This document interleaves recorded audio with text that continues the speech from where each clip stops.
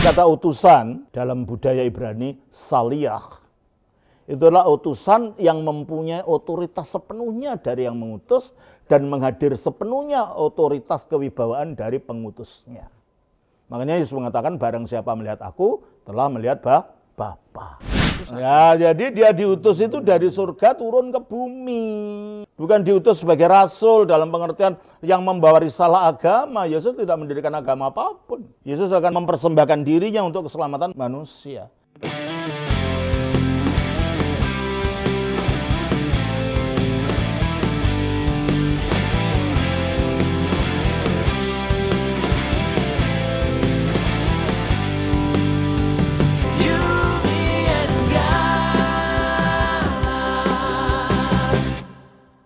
God lovers, selamat datang di Diaspora TV Talk Show. Senang sekali saya Pendeta Martin Hareva bisa kembali menyapa Anda dalam sebuah diskusi yang penting dan penuh berkat. Sebelum kita mulai, izinkan kami menegaskan kembali bahwa talk show ini bertujuan untuk menjelaskan iman Kristen dengan jujur dan terbuka.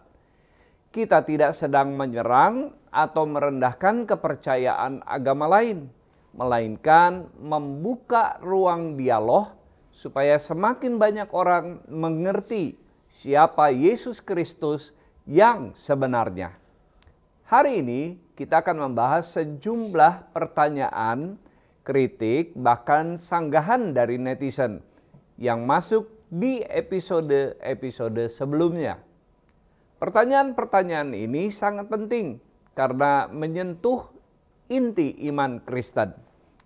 Apakah Yesus benar-benar Tuhan atau hanya seorang utusan?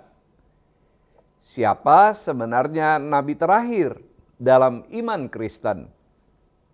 Apakah keselamatan ditentukan oleh amal atau oleh anugerah? Benarkah Tritunggal itu syirik? Dan apakah benar Yesus baru diangkat jadi Tuhan pada konsili Nisea? Pertanyaan-pertanyaan ini mewakili banyak kebingungan dan kritik dari teman-teman non-Kristen, dan kita percaya jawaban yang jujur akan menolong banyak orang.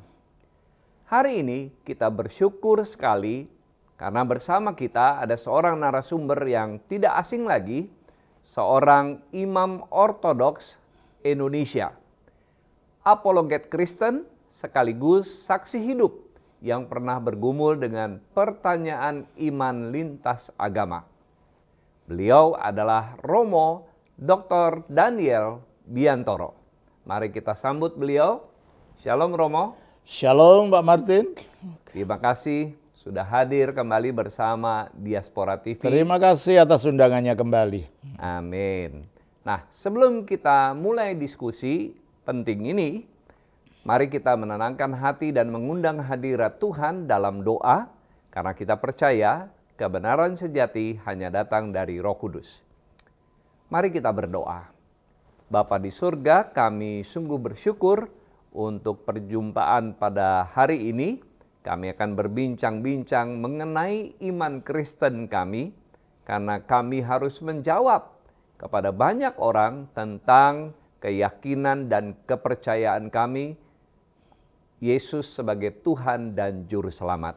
Kami mohon Roh Kudus menuntun pembicaraan kami, memberkati hamba-Mu, Bapak Romo Daniel Biantoro. Dalam nama Tuhan Yesus kami berdoa. Amin. Amin. God lovers, jangan lupa untuk like, komen, dan share. Dan bagi Anda yang baru pertama kali mampir di Diaspora TV, silakan subscribe dan aktifkan lonceng notifikasi supaya tidak ketinggalan episode penuh berkat berikutnya. Baik, mari kita akan mulai diskusi kita hari ini. Romo, ada pertanyaan dari seorang netizen yang cukup menarik. Oke. Ini komennya di khotbah Romo dengan judul Beda Tuhan dan Allah. Apakah Yesus Tuhan atau Allah? Tanggal 19 Juli 2024. Dia menulis begini. Kalau Yesus itu benar-benar firman Allah, mengapa malaikat masih turun kepada Yesus? Dan mengapa iblis berani mencobai Yesus? Bukankah ini membuktikan Yesus itu sama-sama ciptaan seperti malaikat dan iblis? Bagaimana Romo menjelaskan tentang hal ini? Terima kasih. Kalau Yesus itu benar-benar firman Allah, mengapa malaikat masih turun kepada Yesus? Iya. Yang dilupakan adalah Yesus Kristus adalah firman yang menjadi manusia. Bukan firman dalam keadaannya yang gaib, yang belum mengenakan tubuh manusia. Yang masih menyatu dengan yang ketika bersatu dengan Bapa sebelum dunia dijadikan, dia sudah ada tapi belum berwujud manusia. Coba kita baca dalam Yohanes 17 ayat 5.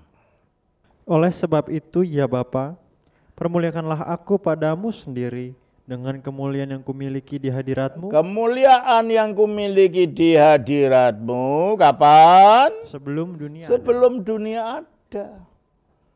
Kalau dunia belum ada berarti manusia belum ada. Kalau manusia belum ada berarti Maria belum ada.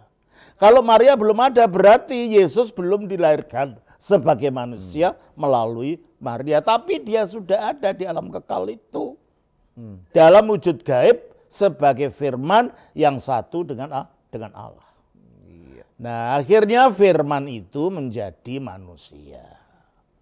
Dan ketika dia menjadi manusia, dia itu menjadi Adam yang terakhir. Dan manusia yang kedua. Mengapa dia menjadi Adam yang terakhir? Karena dengan dia menjadi manusia, dia mengakhiri kodrat kejatuhan yang dimiliki Adam akibat kejatuhannya. Coba kita baca 1 Korintus 15 ayat 44-45. Yang ditaburkan adalah tubuh alamiah, yang dibangkitkan adalah tubuh rohani. Maksudnya ditaburkan dalam kuburan, itu tubuh alamiah. Yang dibangkitkan dalam kemuliaan, itu tubuh rohaniah. Terus? Jika ada tubuh alamiah, maka ada pula tubuh rohaniah. Tubuh kita ini tubuh alamiah. Nanti kalau kita dibangkitkan dalam kemuliaan, itulah tubuh rohaniah. Terus? Seperti ada tertulis, manusia pertama, Adam, menjadi makhluk yang hidup. Nah, manusia pertama Adam menjadi makhluk yang hidup. Tetapi Adam akhir. Adam yang akhir. Itulah Yesus Kristus. Mengapa dia Adam yang akhir? Karena dia mengakhiri kodrat Adam. Kodrat apa? Kodrat di bawah dosa, kodrat kehilangan hidup kekal, kodrat di bawah kuasa iblis, itu dikalahkan oleh kemanusiaan Yesus ketika firman itu menjadi manusia, melalui matinya, melalui bangkitnya, dia menghabisi kodrat Adam dalam dirinya itu.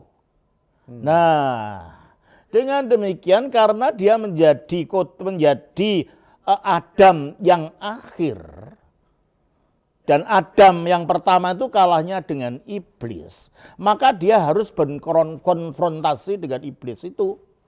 Oleh karena itu, dia awal daripada pelayanannya, dia berkonfrontasi dengan iblis di padang gurun menurut Matius 4. Ternyata dari semua cobaan iblis itu, kalau Adam kalah, Yesus menang. Kalau Adam tunduk, Yesus menang. Jadi memang betul, kalau Yesus itu benar firman Allah, mengapa malaikat turun kepada Yesus? Ya karena dia telah menjadi manusia. Dan bahwa dia itu bukan di bawah malaikat, malah malaikat itu nanti yang akan menyertai dia dalam kemuliaan. Kita baca di dalam 2 Tesalonika pasal 1 ayat 7.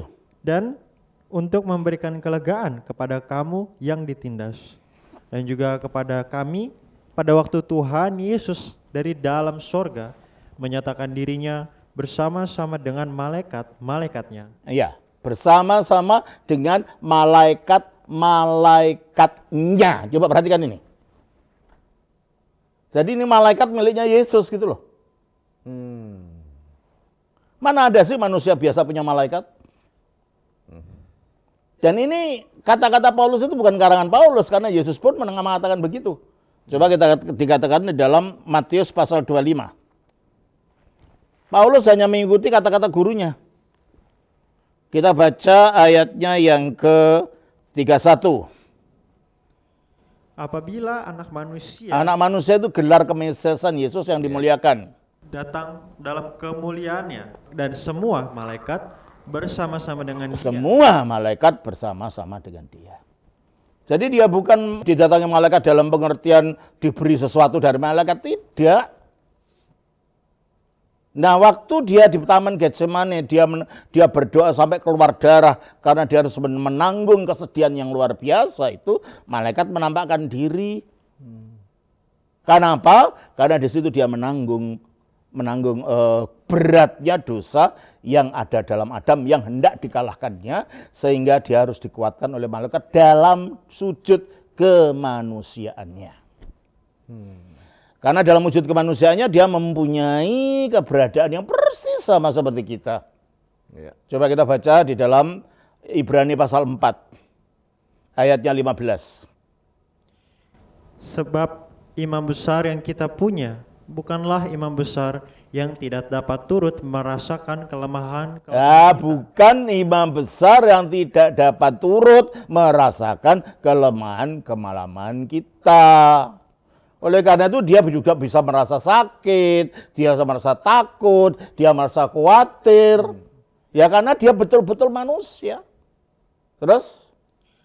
Sebaliknya sama dengan kita, ia telah dicobai dengan ketakutan, hanya tidak berbuat dosa. Dia tidak kalah. Jadi Yesus didatangi malaikat itu untuk menunjukkan bahwa dia memang punya kuasa atas malaikat itu. Hanya dalam wujud kemanusiaannya itu dia tunjukkan betul-betul dia punya kodrat manusia yang bisa takut, bisa khawatir, bisa bimbang. Tapi dia juga bisa mengatakan di dalam Yohanes pasal yang ke-18 ayat yang ke-36. Jawab Yesus, "Kerajaanku bukan dari dunia ini. Jika kerajaanku dari dunia ini, pasti hamba-hambaku telah melawan supaya aku jangan diserahkan kepada orang Yahudi. Akan tetapi kerajaanku bukan dari sini." Nah, apa hamba-hambanya yang bisa melawan itu? Coba kita baca dalam Matius. Matius pasalnya yang ke-26, ayat yang ke-52, 53. Maka kata Yesus kepadanya, "Masukkan pedang itu kembali ke dalam sarungnya, sebab barang siapa menggunakan pedang akan binasa oleh pedang." Ayo, terus? Atau kau sangka bahwa aku tidak dapat berseru kepada Bapakku supaya ia segera mengirim lebih dari 12 pasukan malaikat membantu aku? Mana sih ada nabi biasa bisa mengerahkan malaikat? Berapa jumlahnya? 12 pasukan malaikat. Berarti kalau gitu Yesus bukan hanya didatangi malaikat, bahkan dia juga nanti akan disertai malaikat, bahkan dia juga bisa memberikan perintah kepada malaikat untuk membantu dia. Karena apa? Jadi dia bukan hanya sekedar manusia ciptaan seperti dikatakan ini. Bukankah ini membuktikan Yesus sama-sama ciptaan seperti malaikat dan iblis? Ya enggak, karena enggak ada ciptaan yang bisa mengerahkan malaikat. Ini dia menghadapi iblis itu karena dia sebagai Adam yang kedua. Kalau Adam yang pertama kalah, Adam yang terakhir ini menang terhadap iblis. Dan iblis tidak bisa berbuat apa-apa terhadap dia. Iya. Jelas ya? Oke. Iya, terima kasih Romo. Ini menjelaskan dengan gamblang pertanyaan apakah Yesus sama dengan ciptaan. Ternyata sudah dijelaskan bahwa Yesus dengan segala kekuasaan yang ada menyertai dia, tentu saja dia bukanlah ciptaan. Nah, Romo, ada pertanyaan berikut nih. Pertanyaan menarik dari seorang netizen yang membaca kitab Kejadian. Dia berkomentar di salah satu khotbah Romo berjudul Isa Al-Masih bukan Yesus Kristus, tanggal 17 September 2023. Katanya di pasal 1 tertulis, "Pada mulanya Allah menciptakan langit dan bumi." Tapi Kejadian 2 ayat 4 tertulis, "Tuhan Allah menjadikan langit dan bumi." Nah, dia bingung. mengapa di pasal 1 hanya Allah, tapi di pasal 2 muncul istilah Tuhan Allah. Apakah Allah merujuk kepada Bapa, sedangkan Tuhan itu Yesus?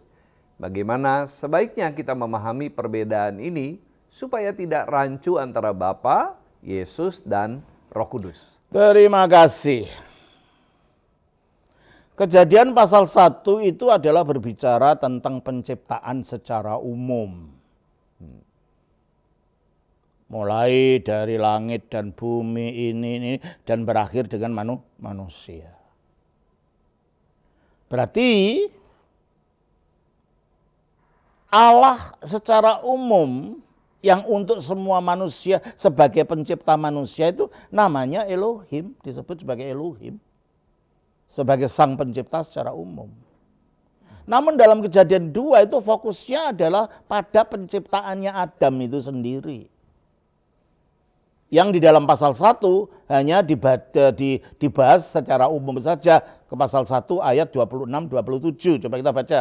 Berfirmanlah Allah, baiklah kita menjadikan manusia menurut gambar dan rupa kita, supaya mereka berkuasa atas ikan-ikan di laut dan burung-burung di udara, dan atas ternak, dan atas seluruh bumi. Berarti ini adalah merupakan hanya rentetan peristiwa ciptaan secara umum.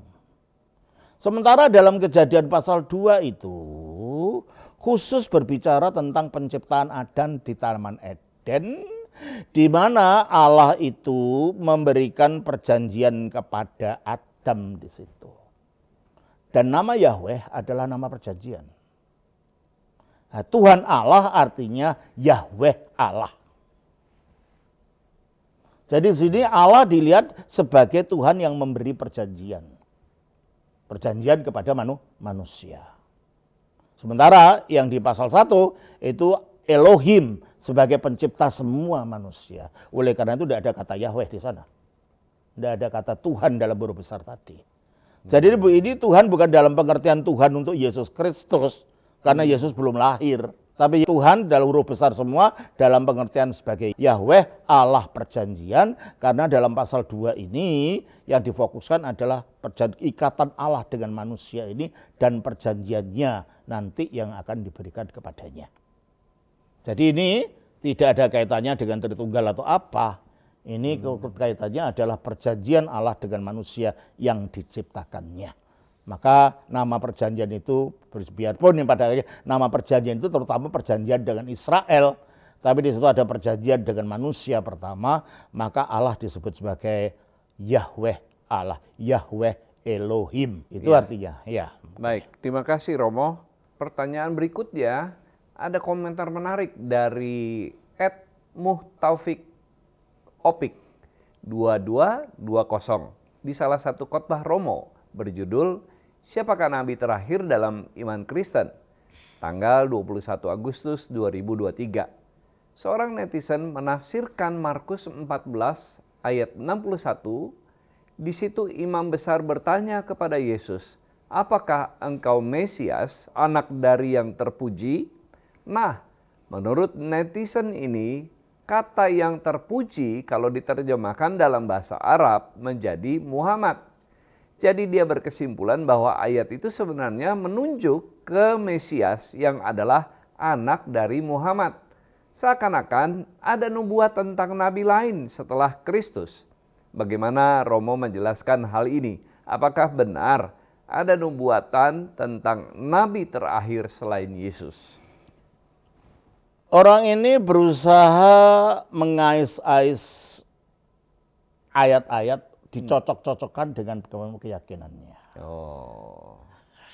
Dan bagaimana sih Yesus bisa dikatakan anaknya Muhammad? Hanya ada kata-kata terpuji. Yesus lahir terlebih dahulu, Muhammad lahir 700 tahun kemudian.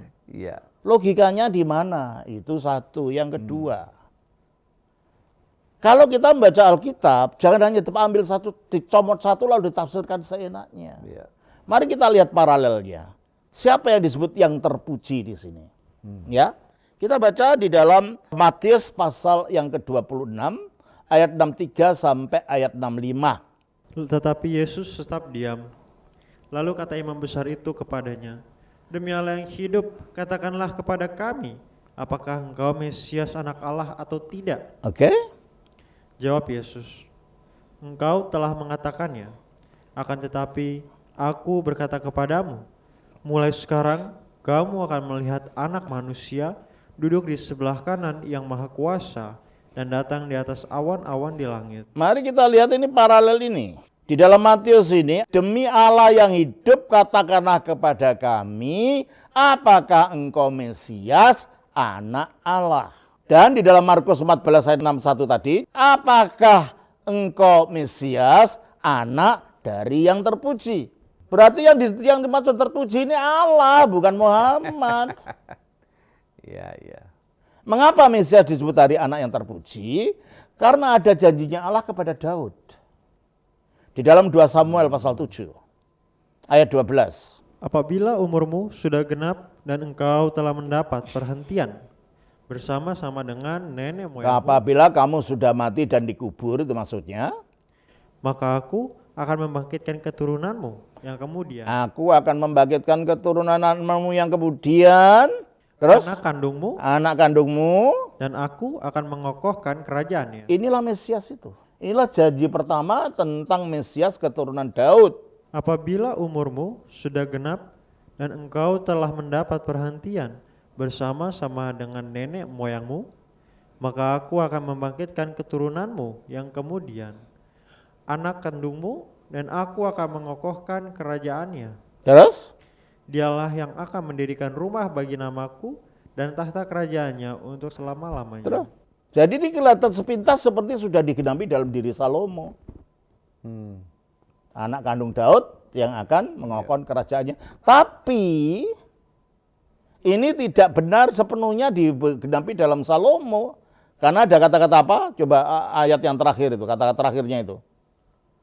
Aku akan mengokohkan tata kerajaannya untuk selama-lamanya. Padahal Salomo kerajaannya enggak kekal selamanya. Iya. Ketika Salomo mati, kerajaannya pecah jadi dua. Yang di sebelah utara menjadi kerajaan Samaria, kerajaan selatan itu disebut kerajaan Yehuda. Berarti kalau ini bukan menunjuk kepada Salomo, karena nanti akan ada raja keturunan Daud, raja yang kekal, dan itulah Mesias. Dan itu menunjuk kepada Yesus. Iya. Lukas 1 ayat yang ke-33 dan 34. Dan ia akan menjadi raja atas kaum keturunan Yakub. Dan ia akan menjadi raja atas kaum keturunan Yakub sampai selama-lamanya. Dan kerajaannya tidak akan Nah, berkesudahan. itulah Mesias itu. Dan Mesias ini kembali kepada 2 Samuel 7 tadi, ayat yang ke-14. Aku akan menjadi bapaknya. Nah, Mesias itu dikatakan, aku akan menjadi bapaknya, dan ia akan menjadi anakku, karena Mesias akan mewakili kehadiran Allah di dalam menegakkan kebenarannya. Maka Mesias disebut anak Allah. Dan itulah yang dikatakan oleh Petrus, engkaulah Mesias, anak Allah, karena diambil dari ini. Kita baca Matius pasal yang ke-16, ayatnya yang ke-14. Jawab mereka, ada yang mengatakan Yohanes Pembaptis, ada juga yang mengatakan Elia, dan ada pula yang mengatakan Yeremia atau salah seorang dari para nabi. Selanjutnya 15. Lalu Yesus bertanya kepada mereka, tetapi apa katamu? Siapakah aku ini? 16. Maka jawab Simon Petrus, engkau adalah Mesias, anak Allah yang hidup. Itu. Jadi Mesias anak Allah yang hidup. Mesias anak Allah, Mesias anak yang terpuji.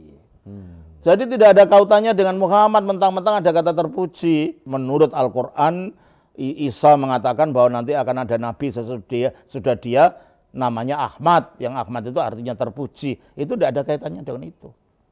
Karena dari paralel-paralel ini, yang terpuji ini menunjuk pada Allah. Iya. Jadi kalau membaca kitab orang Kristen, jangan ditafsir-tafsir dengan kitab suci agama lain dong. Tidak akan ketemu itu. Iya. Iya.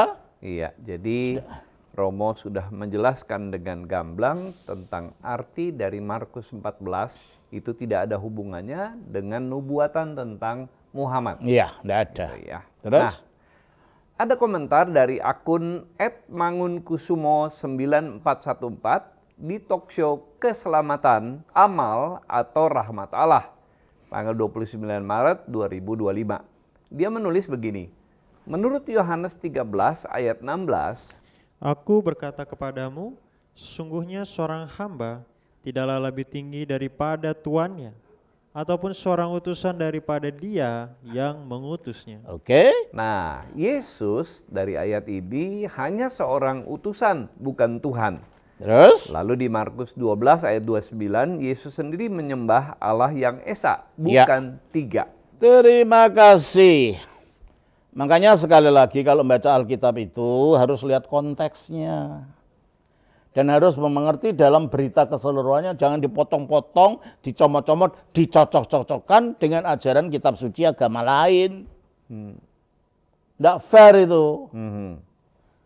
Ya Alkitab harus dimengerti dari konteks Alkitab. Ya. Tidak bisa dimengerti dari konteks Al-Quran atau konteks Weda atau konteks Tripitaka. Alkitab ya dari Alkitab. Nah, Iya. kembali ayat-ayat tadi. Ya. Menurut Yohanes 13 ayat 16, Yesus hanya utusan. Bukan Tuhan. Tidak ada kata bukan Tuhan itu. Utusan iya. Bukan Tuhan itu tambahan. Ya. Nah, utusan yang bagaimana? Yesus mengatakan berulang-ulang dalam Injil itu dia utusan. Tapi utusan yang bagaimana? Nah, kita harus melihat. Kita melihat di dalam Yohanes pasal 6 ayatnya 38. Sebab aku telah turun dari sorga. Aku telah turun dari surga. Mana ada nabi sih asalnya dari surga? Ada yang mengatakan itu Nabi Adam dari surga. Tidak, dia bukan diutus, dia diusir. Ini kan diutus. Dan lagi pula dari kacamata Alkitab, Adam bukan nabi, dia bapak nenek moyang pertama. Maka jangan cerita Alkitab dikait-kaitkan dengan cerita agama lain, tidak ketemu itu nanti. Ya. Jadi tidak ada itu ada nabi yang turun dari surga. Apalagi bukan saja dia turun dari surga, dia mengatakan sebelum dunia ada dia sudah ada bersama Bapa. Yohanes 17 ayat 5. Oleh sebab itu ya Bapa, permuliakanlah aku padamu sendiri dengan kemuliaan yang kumiliki di hadiratmu sebelum dunia ada. Sebelum dunia ada dia sudah ada. Mana ada nabi sudah ada sebelum dunia ada. Ya. Dan dari surga ini bersama Bapa ini dia diutus turun kembali kepada Yohanes 6 ayat 38. Sebab aku telah turun dari sorga. Sebab aku telah turun dari surga bukan Bukan untuk melakukan kehendakku, tetapi untuk melakukan kehendak Dia yang telah mengutus aku. ya, jadi dia diutus itu dari surga turun ke bumi. Bukan diutus sebagai rasul dalam pengertian yang membawa risalah agama. Yesus tidak mendirikan agama apapun. Yesus akan mempersembahkan dirinya untuk keselamatan manusia. Jadi, maka menurut Yohanes 13 ayat 16 Yesus hanya seorang utusan. Bukan hanya, dia memang utusan, tapi utusan dari surga. Bukan Tuhan, tidak ada kata-kata bukan Tuhan, itu kesimpulan sendiri yang tidak ada dalam teksnya. Iya, iya. Lalu di Markus 12 ayat 29 Yesus sendiri menyembah Allah yang Esa, bukan tiga, tidak ada itu. Kata-kata menyembah itu. Coba kita baca Markus 12 mulai ayat 26. Dan juga tentang bangkitnya orang-orang mati, tidakkah kamu baca dalam kitab Musa, dalam cerita tentang semak duri, bagaimana bunyi firman Allah kepadanya? Akulah Allah Abraham, Allah Ishak, dan Allah Yakub. Nah, di sini Yesus berdialog dengan para pemimpin agama Yahudi waktu itu, orang-orang Saduki dan orang-orang Farisi. Lalu ayat yang ke-27, Ia bukanlah Allah orang mati, melainkan Allah orang hidup. Kamu benar-benar sesat. terus ayat 28. Lalu seorang ahli Nah, Taurat. ini perhatikan, ini orang ahli Taurat yang mendengar Yesus dan orang-orang Saduki bersoal jawab dan tahu bahwa Yesus memberi jawab yang tepat kepada orang itu, datang kepadanya. Siapa yang datang kepadanya? Ahli Taurat. Taurat tadi. Nah, karena dia ini yang tanya orang ahli Taurat dan pertanyaannya, hukum manakah yang paling utama? Yang dimaksud ahli Taurat hukum yang mana ini? Ya hukum Taurat. Jadi ditanya menurut hukum Taurat itu hukum mana yang paling utama? Bukan hukum asal hukum. Nah, dalam hukum Taurat apa katanya? Jawab Yesus. Nah, itu jawabannya Yesus. Terus? Hukum yang terutama ialah, dengarlah hai orang Israel, Tuhan itu Allah kita. Tuhan itu Esa. Tidak ada Yesus menyembah di sini. Yesus sedang menjawab orang bertanya. Yang orang bertanya ini mengenai hukum yang mereka percayai. Dan dari hukum itu yang terutama apa? Yang terutama adalah, hukum terutama ialah, dengarlah hai orang Israel, Tuhan Allah kita, Tuhan itu Esa. Dan itu diambil dari Taurat, dari kitab Ulangan pasal yang ke-6 ayat 4. Dengarlah hai orang Israel, Tuhan itu Allah kita, Tuhan itu Esa. Jadi nggak ada Yesus sendiri menyembah Allah yang Maha Esa, bukan tiga, nggak ada begitu. Ya. Ngutip ayat terus ditafsirkan sendiri. Ya tidak ada orang Kristen menyembah Allah yang tiga pun tidak ada. Tritunggal itu bukan mengenai jumlah Allah. Ya. Tritunggal itu singkatnya gini, Allah itu satu, yaitu Bapa. 1 Korintus 8 ayat 6. Namun bagi kita hanya ada satu Allah saja, yaitu Bapa. Titik. Ya. Oke? Terus? Dan di dalam Bapa ini ada firman-Nya. Yohanes 1 ayat 1. Pada mulanya adalah firman. Firman itu bersama-sama dengan Allah. Firman itu bersama-sama dengan Allah. Seperti kata-kata saya itu ya bersama-sama dengan saya. Saya punya kata-kata, ada saya punya wujud, tidak berarti ada dua Romo Daniel, ya satu. Ada Allah yaitu Bapa, dan di dalam Bapa itu ada firman-Nya. Bersama-sama Bapa itu firman-Nya, nggak ada dua Allah, ya satu Allah. Dan bukan hanya itu, di dalam Allah ini ada rohnya yang juga keluarnya dari Allah. Yohanes 15 ayat 26.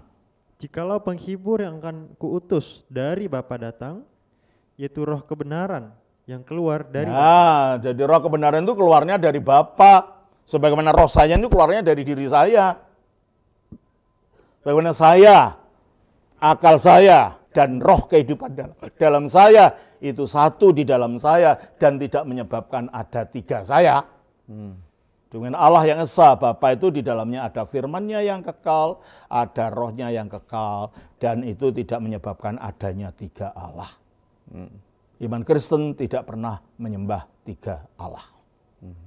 Tapi satu Allah yang memiliki firman kekal dan roh kekal di dalam dirinya. Iya, berikutnya di Matius 1 ayat 1 sampai 17 disebut Yesus anak manusia. Tidak ada itu.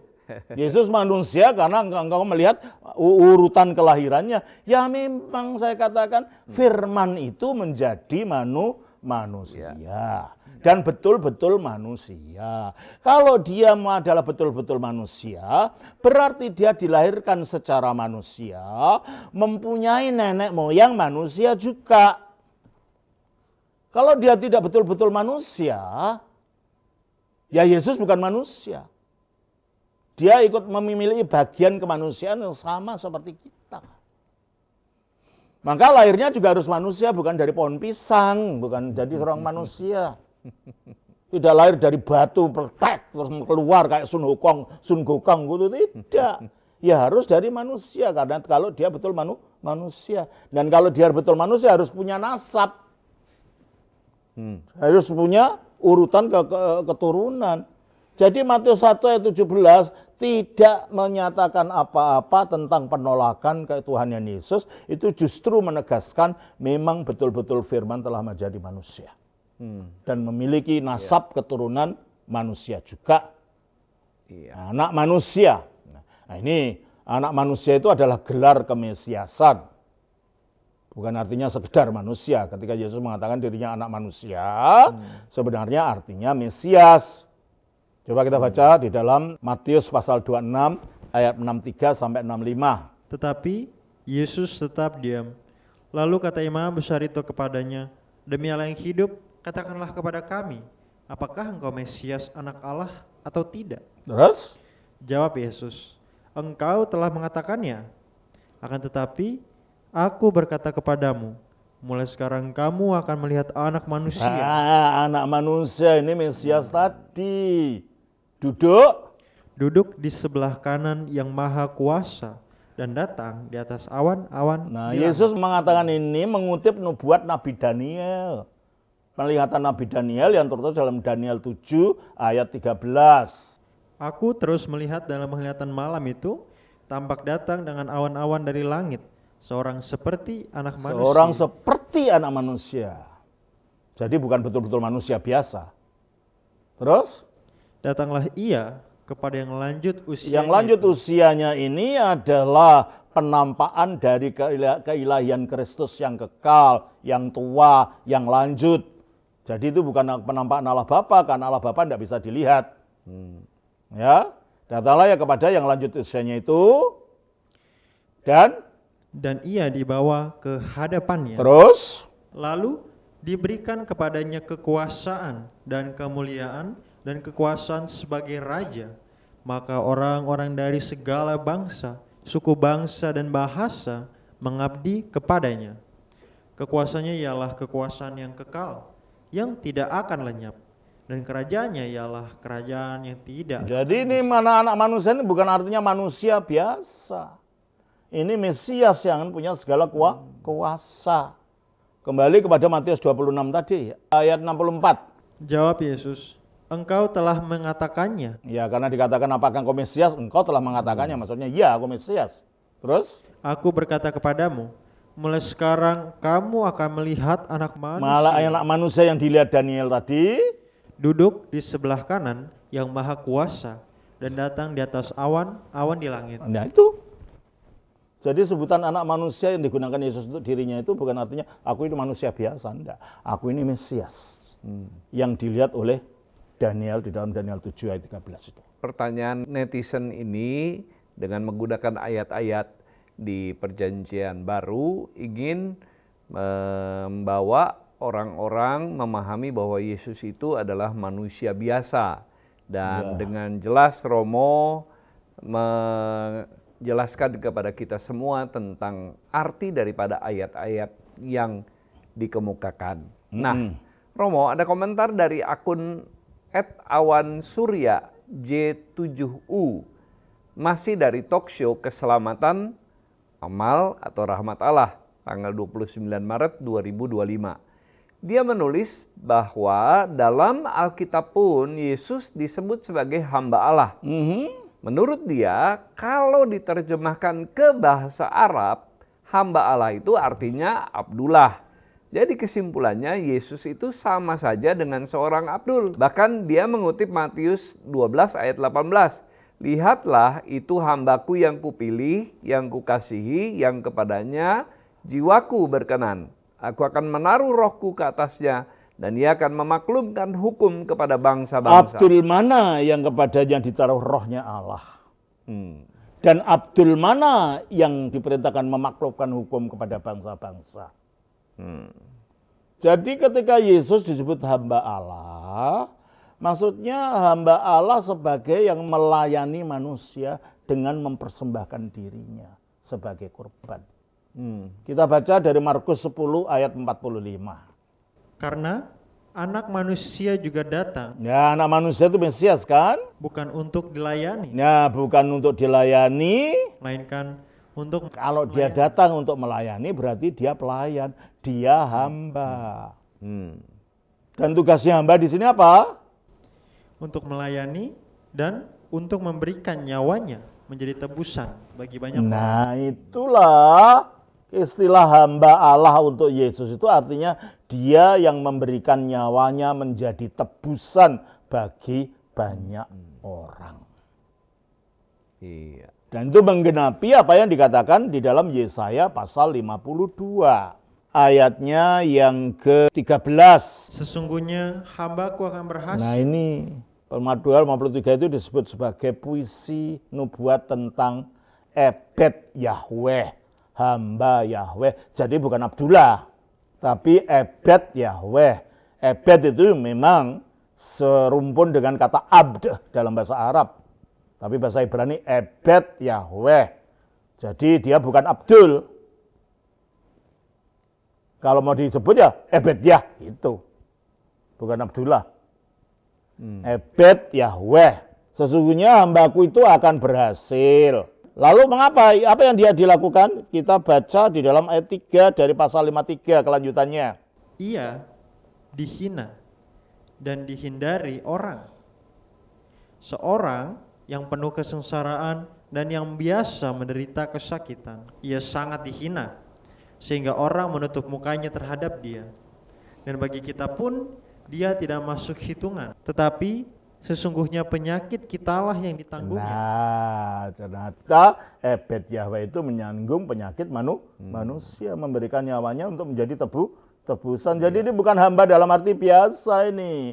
Hamba dalam arti teologis yang merupakan penggenapan dari Yesaya 53 ini. Terus, Tetapi sesungguhnya penyakit kitalah yang ditanggungnya penyakit kita yang dipikulnya, dan kesengsaraan kita yang dipikulnya. ya kesan kita yang dipikul. Padahal kita mengira ia kena tulah, dipukul dan ditindas Allah. Tetapi dia tertikam oleh karena Dia tertikam, yaitu tertusuk.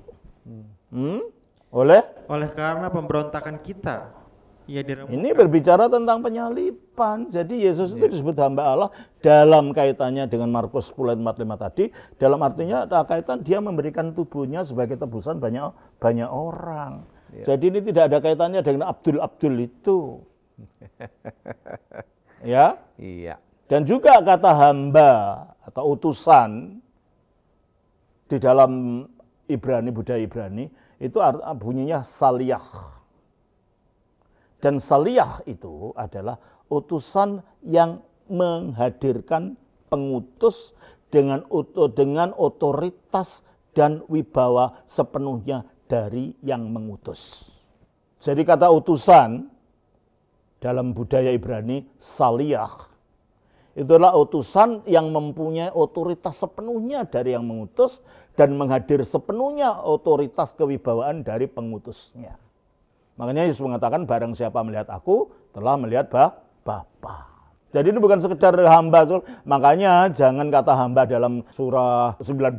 Semua datang kepada Allah sebagai hamba. Itu dimengerti dalam arti hamba yang ada dalam Alkitab. Beda sekali. Iya. Terus? Tidak bisa dikenakan kepada Yesus Iya. sebagai hamba Allah. Baik, Romo, ini pertanyaan berikutnya. Masih dari talk show keselamatan, Amal atau Rahmat Allah, tanggal 29 Maret 2025, ada komentar dari akun @awansurya J7U. Dia menulis bahwa menurut Alkitab, syarat keselamatan itu harus bertobat sungguh-sungguh, bukan karena ditebus oleh Yesus yang mati di kayu salib. Ia bahkan mengutip Matius 18 ayat 3, jika kamu tidak bertobat dan menjadi seperti anak kecil ini, kamu tidak akan masuk ke dalam kerajaan surga. Jadi kesimpulan netizen ini, orang Kristen salah karena mengajarkan keselamatan lewat salib. Padahal Yesus sendiri hanya menekankan pertobatan. Bagaimana Romo menjelaskan ini? Terima kasih. Sekali lagi, itu memang sudah menjadi kebiasaan mereka nyomot satu ayat, ditafsirkan seenaknya sendiri. Iya, iya. Betulkah Yesus tidak memberikan nyawanya untuk keselamatan manusia? Sudah kita baca tadi dari Markus 10 ayat 45. Karena anak manusia juga datang bukan untuk dilayani, melainkan untuk melayani dan untuk memberikan nyawanya menjadi tebusan bagi banyak Ini orang. ajaran Yesus. Memberikan nyawanya menjadi tebusan bagi banyak orang. Kita baca juga di dalam Yohanes 10 ayat 11. Akulah gembala yang baik memberikan nyawanya bagi domba-domba. Memberikan nyawanya bagi domba-dombanya. Ini ajaran Yesus. Kita baca juga dalam Yohanes pasal yang ke-10 ayat 17 dan 18. Bapa mengasihi aku, oleh karena aku memberikan nyawaku untuk menerimanya kembali. Aku memberikan nyawaku artinya mati, untuk menerimanya kembali artinya dia hidup lagi. Tidak seorang pun mengambilnya daripadaku. Jadi yang mengambil nyawanya Yesus dari Yesus itu bukan Allah, bukan malaikat, bukan iblis, bukan dosa. Tapi Tidak seorang pun mengambilnya daripadaku, melainkan aku memberikannya menurut kehendakku sendiri. oke, diberikan untuk apa tadi? Kalau dari konteks yang lain, diberikan untuk keselamatan manusia. Jadi kalau tidak tahu Alkitab, janganlah sok tahu begitu ya. Kami lebih tahu kitab suci kami daripada kalian. Kalian kan memang sengaja untuk membelok-belokkan. Nah, Penebusan ini bukan berarti bahwa manusia ditebus terus seenaknya berbuat dosa, bukan. Penebusan itu manusia dilepaskan dari energi dosa yang menguasai dirinya, agar dia pada akhirnya dapat menjalankan cinta kasihnya Allah. Galatia pasal 5 ayat 1. Supaya kita sungguh-sungguh merdeka. Supaya kita sungguh-sungguh merdeka. Kristus telah memerdekakan kita. Karena itu berdirilah teguh dan jangan mau lagi dikenakan. Ya, jadi Kristus telah memerdekakan kita. Merdekakan apa? Dari kuasa dosa, dari kuasa iblis, dan dari kuasa kematian.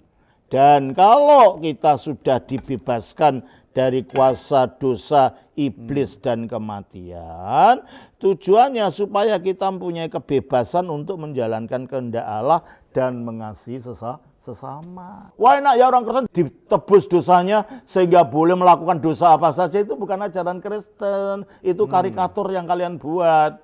Orang Kristen itu menegaskan orang harus hidup kudus seperti Allah itu kudus. Tidak ada orang Kristen melakukan kehendaknya. Kalau ada orang Kristen yang melakukan seenaknya, melanggar dosa dan lain-lain, itu orang Kristen yang tidak mengerti ajarannya, dan orang Kristen hanya KTP saja. Coba kita lihat di dalam ajaran Yesus sendiri. Di dalam Matius pasal 5, ayatnya yang ke-48. Karena itu, haruslah kamu sempurna. Haruslah kamu sempurna. Sama Terus? Seperti Bapamu yang di sorga adalah Sama seperti Bapamu yang di surga adalah sempurna. Loh, perintahnya Injil itu sangat tinggi.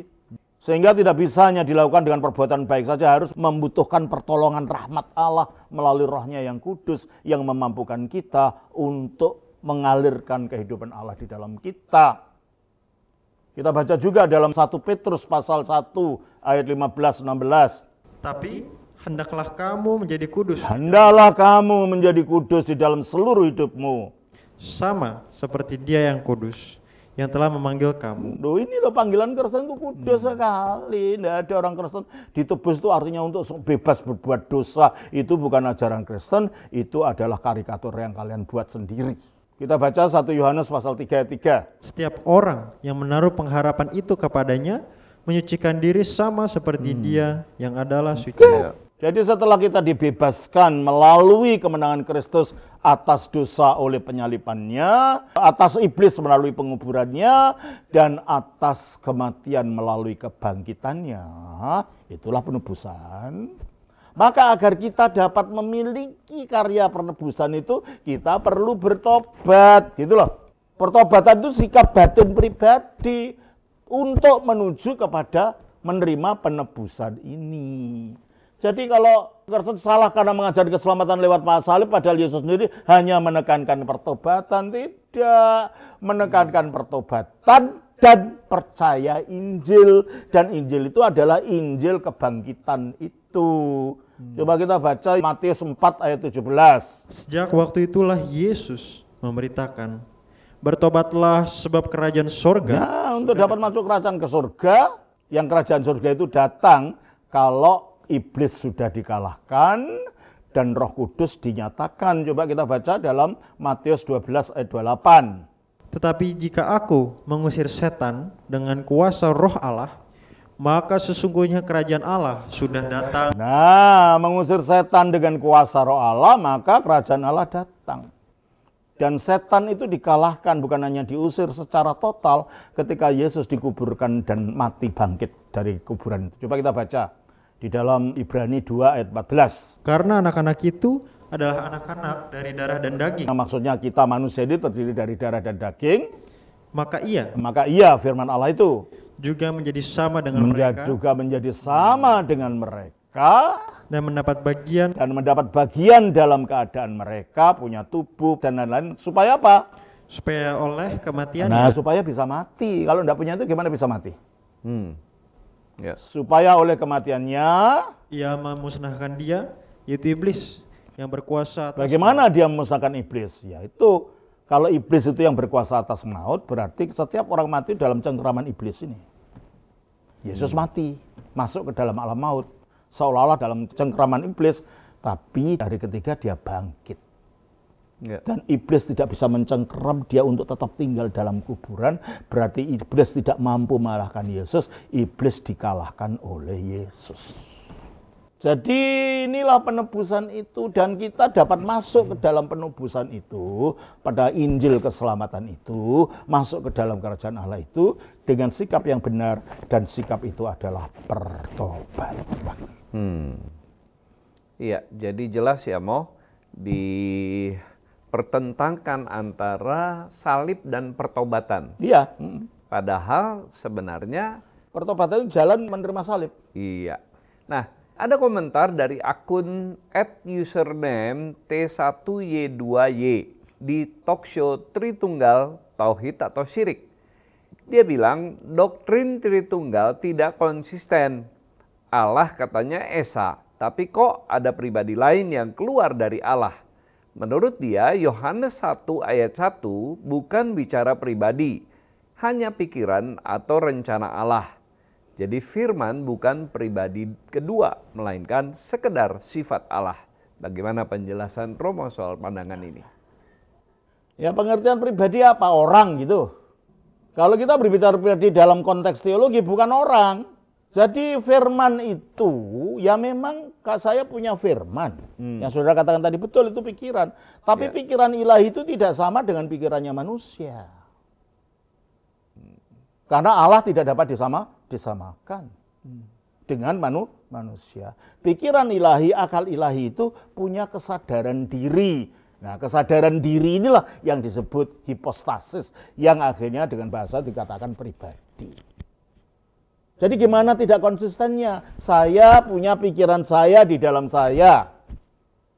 Hanya pikiran saya wujudnya angan-angan saja karena saya manusia. Tapi karena Allah tidak sama dengan manusia, pikirannya tidak sama dengan pikirannya manusia. Pikirannya punya kesadaran diri yang gampangannya disebut pribadi, tapi tidak bukan wujud orang. Dia berwujud orang ketika turun ke bumi menjadi manusia. Ya tadinya tidak, tadinya gaib di dalam Allah, di mana tidak konsisten. Allah yang punya firman tidak konsisten dengan keesaan itu gimana? Yohanes 1 ayat 1 bukan bicara pribadi, itu tafsiran Anda. Baca Yohanes 1 ayat 1 tadi. Pada mulanya adalah firman. Firman itu bersama-sama dengan Allah, dan firman itu adalah Allah. Ayat 14. Firman itu telah menjadi manusia. Firman yang mana? Ya firman yang dikatakan dalam Yohanes 1 ayat 1 itu. Firman itu telah menjadi manusia. Gimana dia menjadi manusia kalau dia tidak punya pribadi? Oleh karena itu firman itu disebut firman yang hidup. Di dalam 1 Yohanes 1 ayat 1. Apa yang telah ada sejak semula? Ya, karena firman itu sudah ada sejak semula, sejak kekal. Ya. Yang telah kami dengar. Karena dia telah menjadi manusia, bisa ngomong, didengar. Yang telah kami lihat dengan mata kami. Karena dialah menjadi manusia dengan punya wujud, bisa dilihat. Yang telah kami saksikan. Disaksikan karena dia melakukan tindakan-tindakan menyembuhkan dan lain-lain. Dan yang telah kami raba. Karena telah diraba, karena dia bersentuhan dengan murid-muridnya. Dengan tangan kami. Tentang firman hidup. Tentang firman hidup. Jadi firman itu bukan firman mati. Firman itu firman hidup, punya kesadaran. Makanya bisa jadi manusia. Jadi kalau saudara katakan firman bukan pribadi kedua melainkan sekedar sifat Allah, tidak. Itu ajaran Anda, tapi bukan ajaran Alkitab. Jangan dipaksakan ajaran Alkitab itu sesuai dengan pikiran Anda. Baik, terima kasih Romo, sangat menarik perbincangan kita. Berikut ada komentar dari akun @davidbengurion di talkshow. Tapi ini tentunya bukan David Ben-Gurion, Perdana Menteri Israel pertama ya. Dia berkomentar di talkshow dengan judul, "Bagaimana mungkin Tuhan bisa mati?" Dikatakan dari zaman Adam, Nuh, Abraham sampai Musa, tidak pernah ada ajaran tentang anak manusia yang menebus dosa. Jadi konsep Yesus menebus dosa dianggap aneh. Ya, terima kasih. Romo? Bagaimana mungkin Tuhan bisa mati? Memang Tuhan tidak bisa mati kalau dalam keadaan gaib aslinya itu. Dalam keadaan gaibnya. 1 Timotius 6 ayat 16. Dialah satu-satunya yang tidak takluk kepada Nah, dialah satu-satunya yang tidak takluk kepada maut. Nah, Allah yang mempunyai firman yang tidak dapat mati ini menjadi manusia. Dalam kodrat kemanusiaannya ini yang dapat mati, keilahiannya tetap hidup. Nah, kalau Anda tidak bisa melihat cara pandang Kristen, ya Anda bingung sendiri, bukan ajaran Kristen yang bingung, pikiran Anda yang bingung karena Anda dihalang-halangi oleh cara pikir Anda sendiri.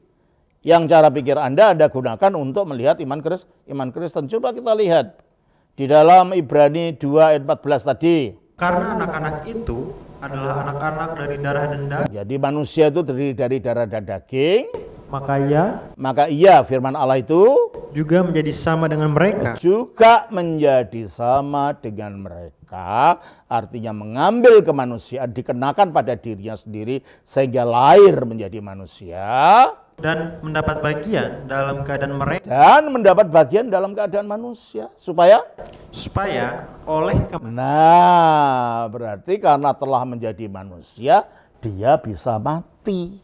Hakikat ilahinya tidak mati, tapi kodrat manusia yang dikenakannya dalam inkarnasinya ini yang bisa mati. Ya. 1 Petrus 3 ayat 18. Sebab juga Kristus telah mati sekali untuk segala dosa kita. Ia yang benar untuk orang-orang yang tidak benar, supaya ia membawa kita kepada Allah. Ia yang telah dibunuh dalam keadaannya sebagai manusia. Perhatikan, ia yang telah dibunuh dalam keadaannya sebagai manusia.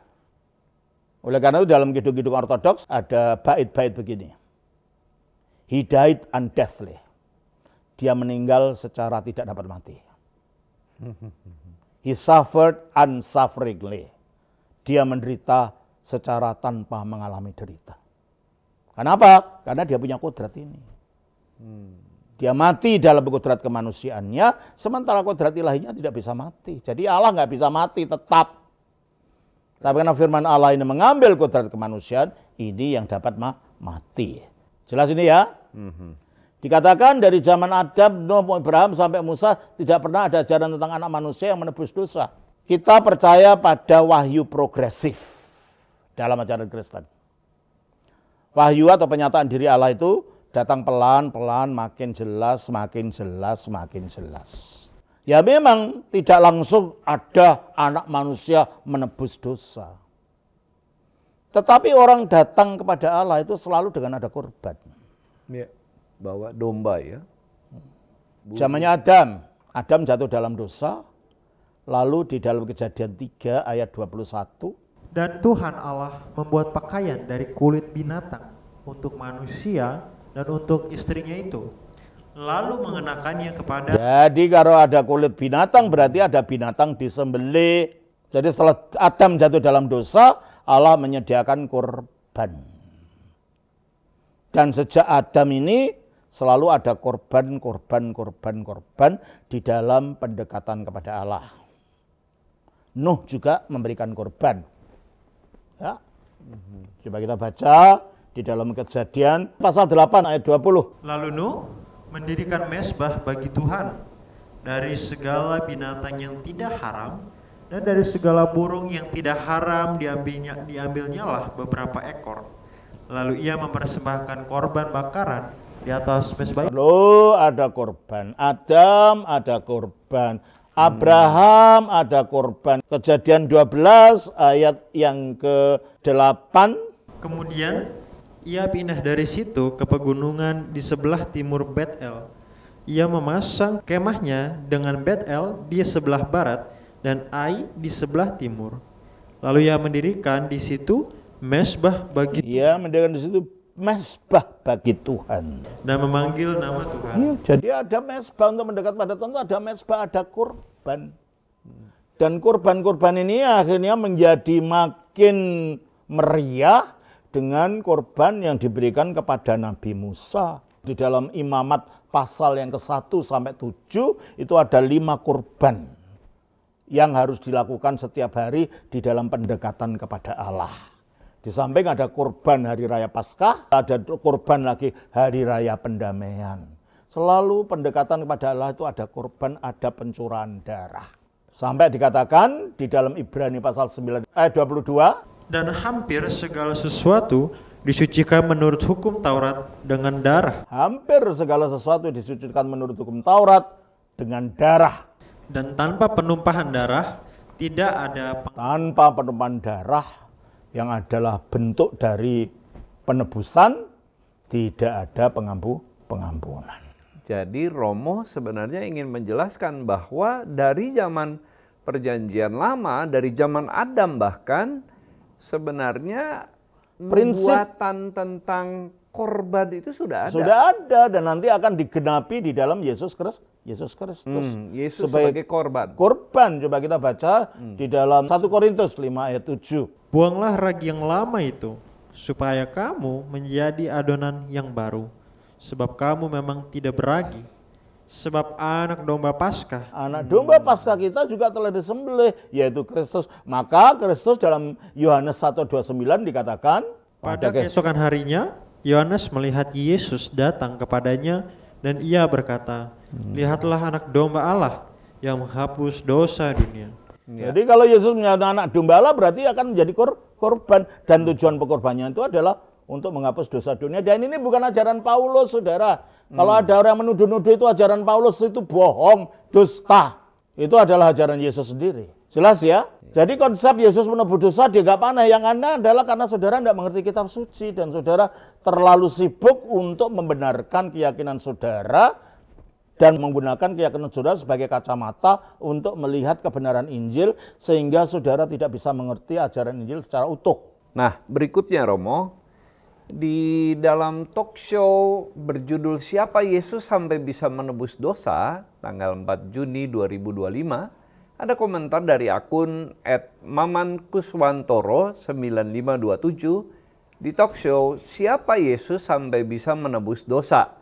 Dia menunjuk Lukas 11 ayat 4 saat Yesus mengajarkan doa minta ampun kepada Tuhan. Katanya kalau Yesus berdoa berarti Yesus bukan Tuhan. Yang berdoa Yesus dalam wujud manusia. Karena Tuhan seharusnya menerima doa. Iya, dia juga berdoa. menerima doa. Coba kita baca di dalam Kisah Rasul pasal 7 ayat yang ke-55. Tetapi Stefanus yang penuh dengan Roh Kudus menatap ke langit lalu melihat kemuliaan Allah dan Yesus berdiri di sebelah kanan Allah. Lalu katanya, sungguh aku melihat langit terbuka dan anak manusia berdiri di sebelah kanan Allah. Anak manusia artinya Mesias tadi ya. Maka berteriak-teriaklah mereka dan sambil menutup telinga serentak menyerbu dia. Mereka menyeret dia keluar kota lalu melemparinya. Dan saksi-saksi meletakkan jubah mereka di depan kaki seorang muda yang bernama Saulus. Sedang mereka melemparinya, Stefanus berdoa katanya, ya Tuhan Yesus, terimalah roh. Jadi roh Stefanus berdoa kepada siapa? Kepada Tuhan Yesus. Tuhan Yesus menerima doa. Tapi ketika dia menjadi manusia, dia menjadi sama seperti kita. Dan antara dia dan Bapaknya tidak pernah terpisah, karena ini adalah yang ilahi dengan yang ilahi.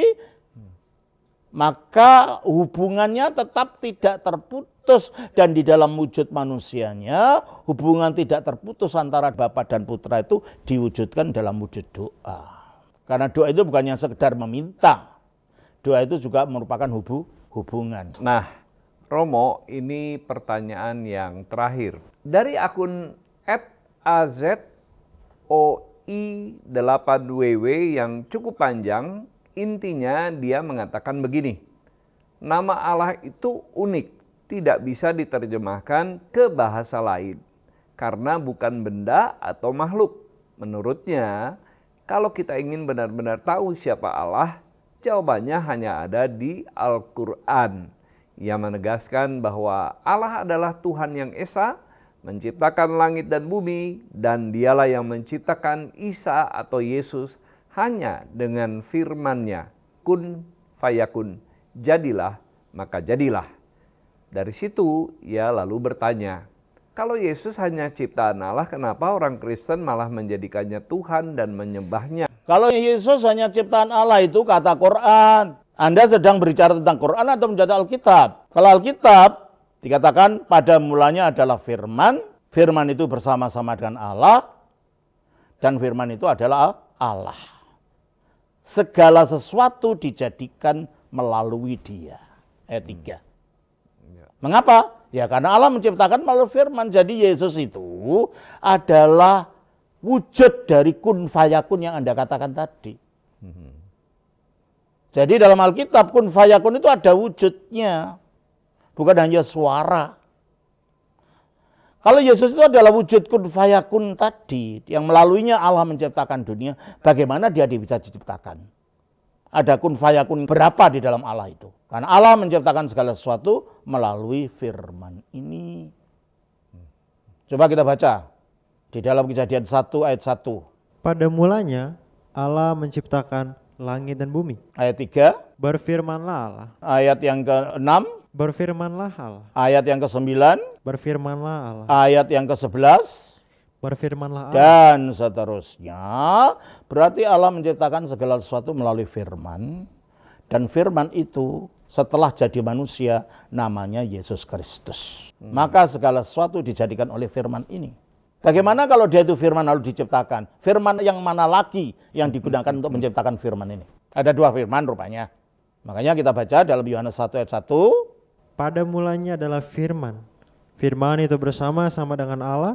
Dan firman itu adalah Allah. Ayat 3. Segala sesuatu dijadikan oleh Dia. Segala sesuatu dijadikan oleh Dia atau melalui Dia. Dan tanpa Dia Kalau tanpa Dia, kalau Allah itu bisu tidak punya firman, tidak ada satupun tidak ada sesuatu pun yang telah jadi dari segala yang telah dijadikan.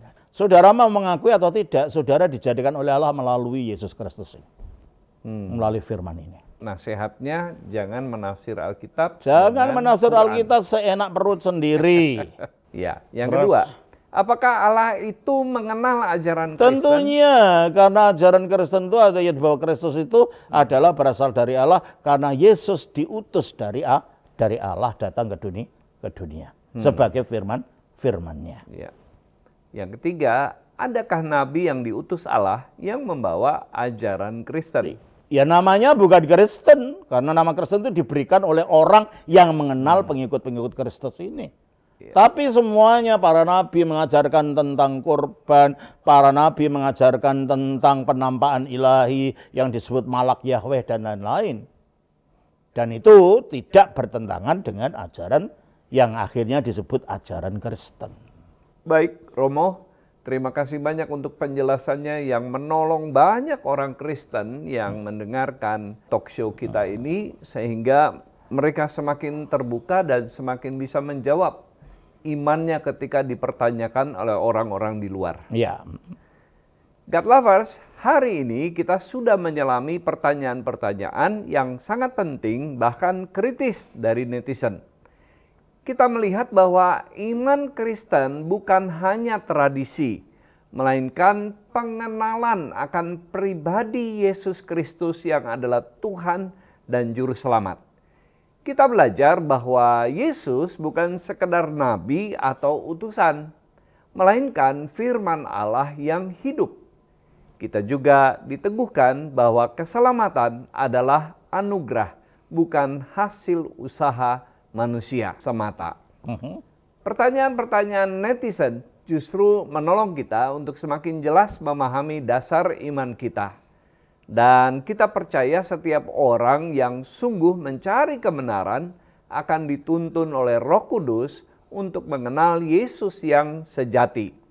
Terima kasih banyak untuk Romo Dr. Daniel Biantoro atas jawaban yang membuka wawasan dan meneguhkan hati. Terima kasih Pak Martin. Ya, terima kasih Romo, Tuhan memberkati juga buat semua saudara yang menyaksikan tayangan ini dan dengan setia menyimaknya. God Lovers, kalau Anda diberkati dengan talk show ini, jangan lupa like dan share. Jika ada yang ingin Anda tanyakan, kritik, atau komentar, silakan tulis di kolom komentar. Dan untuk Anda yang baru pertama kali bersama dengan kami, silakan subscribe supaya semakin banyak orang mendengar kabar baik Injil Kristus. Saya, Pendeta Martin Harefa dan Romo Daniel pamit undur diri. Sampai jumpa di episode Diaspora TV Talkshow berikutnya. Tuhan Yesus memberkati.